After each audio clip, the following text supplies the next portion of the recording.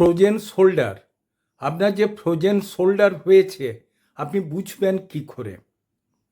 হাত তুলতে না পারা, চুল ছাড়াতে অসুবিধা বোধ করা, ফ্রি মুভমেন্ট না হওয়া, ভেতরে একটা অসহ্য যন্ত্রণা, হঠাৎ যদি আপনি হাত ঘুরিয়ে ফেলেন যন্ত্রণাতে একেবারে মাথার তেলো পর্যন্ত অস্বস্তি বোধ করবেন। কারণ কি?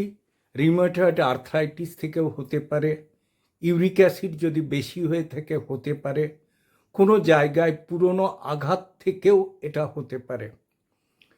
এর প্রধান হচ্ছে ফিজিওথেরাপি এবং ওষুধ খেলে হোমিওপ্যাথি ওষুধের ভেতরে আর্নিকা, লিডামপল, হাইপেরিকাম, রুটা দারুণ কাজ দেয়।